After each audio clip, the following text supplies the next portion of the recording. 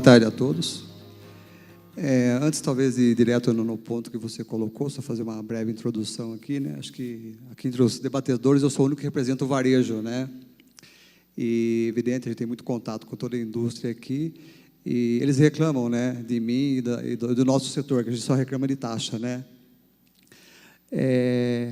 Mas tem muita coisa na sua apresentação, Raul, que a gente está bastante alinhado. Então, primeiro eu queria colocar, né, que é evidente, ninguém acha que isso discute, estamos numa fase hoje que o meio de pagamento eletrônico, né, está aí, está presente, é extremamente eficiente, o Rubem colocou todas essas coisas.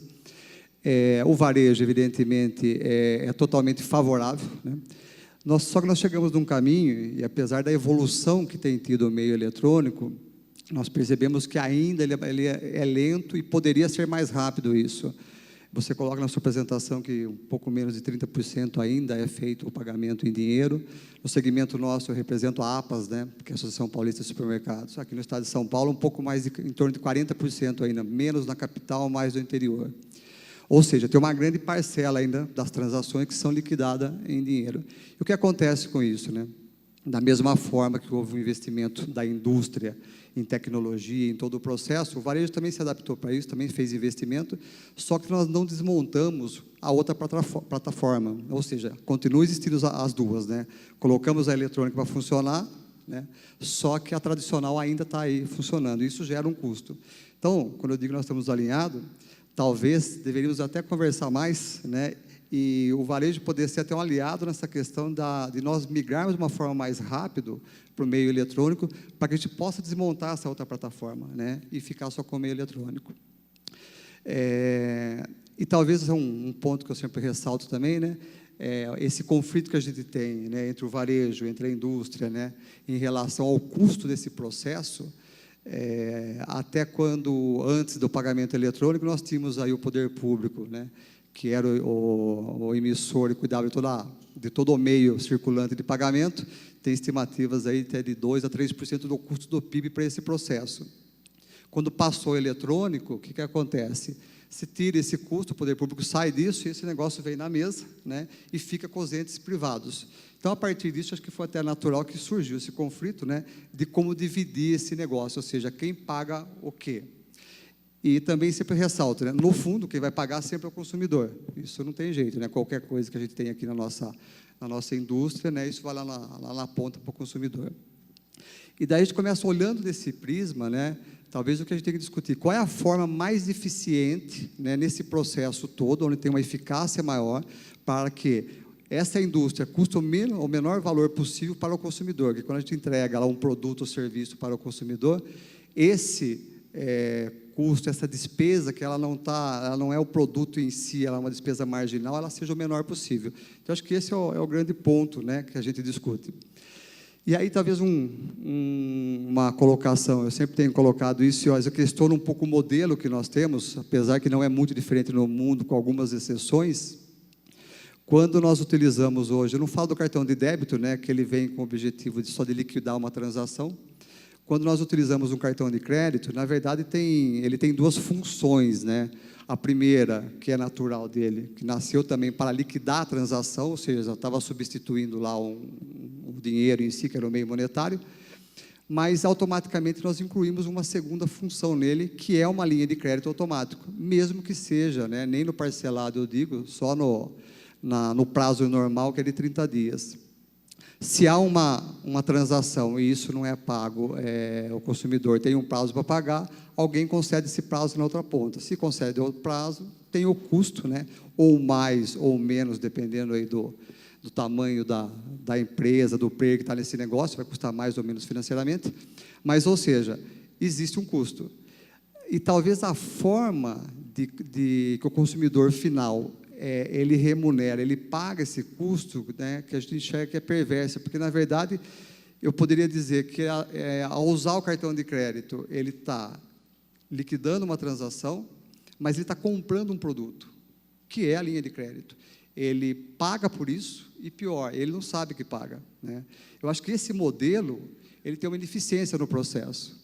Aí você fala, qual é a solução? Eu digo, de forma geral, como eu já coloquei, uma grande parte do modelo no mundo é assim. Tem alguns exemplos, né, tem situações que há uma contratação direta em relação a prazo e custo disso, ou seja, o cartão não é uma plataforma única como é aqui, mas eu acho que assim, esse é um modelo perverso. E quando a gente coloca isso, entrando na questão da regulação, o que aparece? São demandas, né, que talvez em função do modelo não ser perfeito, e nem sei se é possível a gente chegar no modelo perfeito, né, que aí começa a aparecer a demanda da regulação. E talvez o perigo da regulação é o seguinte, né, a gente pode saber talvez como começa e nunca sabe como termina isso, né.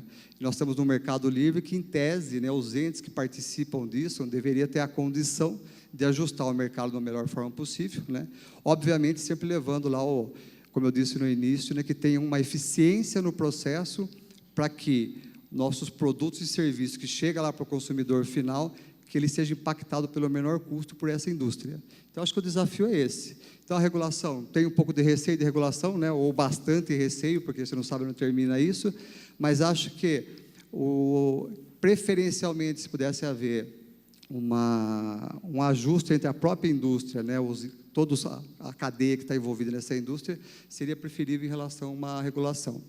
Eu, no meu setor, teria uma certa dificuldade hoje, quando eu falo que nós temos que avançar, porque nós estamos com os dois modelos, mas eu tenho uma resistência. A nossa entidade representa aqui umas 2.500 lojas do estado de São Paulo, e dificuldade por quê? Pelo custo final, pelo varejista. Então, se eu coloco lá que a gente vai querer incentivar isso e tombar essa base totalmente com uma plataforma eletrônica, eu tenho uma resistência natural no segmento nosso em função do custo. Então, acho que, voltando na questão da regulação, tenho meus receios, acho que se a gente encontrasse uma forma, né, e o varejo pudesse contribuir para que essa plataforma fosse totalmente implantada, mas, evidentemente, talvez com custo adequado, porque senão nem na minha própria entidade minha eu consigo avançar com isso. Obrigado, Ronaldo. A verdade é que a gente sempre pensa e gostaria que o regulador estivesse nos pontos onde houvesse os excessos, né? E deixar que o mercado se regulasse dentro das suas condições de competitividade. Mas a sua explanação é muito bem-vinda. Acho que você realmente é o representante do lado da outra ponta, como a gente diz, né? São duas pontas, o portador do cartão e o comerciante ou o vendedor do serviço. E você, como representante dessas entidades, sabe também que a grande dificuldade do setor é que a gente possa ter um meio de pagamento abrangente. Enquanto nós não tivermos um meio de pagamento abrangente, que todo mundo possa usar em qualquer lugar que for, dificilmente a gente consiga matar a outra plataforma que você tem. Então, realmente, tem uma boa conversa aí para que a gente possa buscar esse objetivo. Fred, quer falar alguma coisa? Não, boa tarde a todos. Eu acho que quase todo aqui concorda que o Banco Central tem sido muito feliz nas regulações, nos temas, como ele tem tratado os temas. Eu acho que isso por dois motivos, né? Primeiro, porque o conhecimento que o Banco Central tem em relação ao funcionamento do mercado, ou seja, como funciona não só aqui no Brasil, como lá fora. E eu acho que o segundo ponto é a aproximação que ele tem da nossa associação, da BEX, dos players, ou seja, ele tem sido muito aberto a escutar como a gente funciona. E eu acho que não vale reforçar um outro ponto aqui, que a indústria, individualmente ou através da nossa associação, a gente tem sempre trabalhado muitos dos assuntos previamente, ou seja, através das autorregulações que a gente faz, né, o que faz com que a gente evite aí um medo de uma regulação, né? Então, acho que é importante reforçar esse ponto. Acho que o Raul foi muito feliz ali na colocação, na explanação dele, na apresentação dele, mas eu acho que vale a pena reforçar esse ponto, ou seja, a gente aqui tem trabalhado sempre muito próximo ao Banco Central e também trabalhando individualmente na nossa associação para tentar fazer com que a nossa indústria sempre melhore, né? Ter um passo sempre à frente. Eu tinha uma pergunta aqui já pré-elaborada e recebi aqui uma outra do Moisés Castelo Branco. Eu vou tentar juntar as duas aqui, viu, Moisés? Como o Brasil tem hoje um mercado aberto e competitivo, Como estabelecer um equilíbrio de forma a agregar valor para todas as pontas do mercado? O Moisés está dizendo, como incentivar a competição na indústria de cartões sem onerar os custos operacionais? Pela exposição feita que nós vimos agora há pouco, nós notamos que, dentro dessa condição de utilização maior por parte das pessoas dos meios eletrônicos de pagamento, a gente tem a diversidade do país, né, que é bastante extenso e com populações de poder aquisitivo bastante díspares. Para que a gente possa até ir um pouco na linha do Ronaldo, com relação a gente incentivar o uso eletrônico de pagamento. Como é que os senhores veem? Quais os novos segmentos públicos e tecnologia o setor poderia estar usando ou estaria já trabalhando para que a gente possa atingir esse objetivo? Chedi, você poderia começar? Vou começar, então, por essa de quais seriam as novas fronteiras aí de oportunidade. Acho que, olhando do ponto de vista de credenciamento, eu acho que, se a gente separar alguns blocos, a gente tem, basicamente, oportunidade em todos. Então, vamos começar por pessoa física versus pessoa jurídica. Claramente, a gente avançou muito em pessoa jurídica, no credenciamento, mas a gente ainda tem um longo caminho em pessoa física. O número de microempreendedores, aquele tipo vou chamar aqui de comércio ou de serviço, em que eu sou o dono, né? Eu sou o meu negócio, ele ainda tem uma capacidade de explosão no Brasil boçal. Os números variam aí de 5 milhões a 21 milhões, dependendo do critério que se utiliza, mas claramente a gente tem muito espaço para crescer. Do outro lado, a gente tem também, eu diria, algo que é totalmente diferente disso que eu acabei de falar, que é a parte de transações B2B, ou seja, transações entre empresas. A penetração aqui no Brasil ainda é bastante baixa. Então, esse é uma outra vertente que pode ser melhor explorada e conquistada por todos.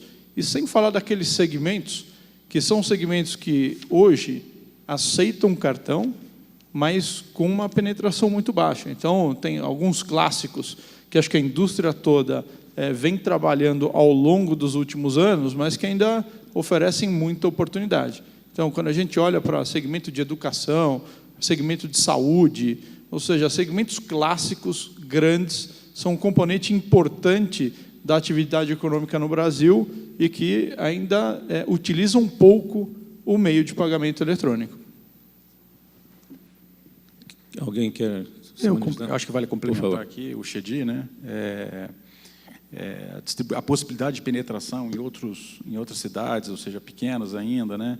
Falando de segmento, outro dia a gente estava olhando carta frete, alguns bilhões de reais ainda sem transitar em meios eletrônicos. Enfim, o país está aberto, as oportunidades estão aí, né? A entrada de novos players no mundo de adquirência prova isso.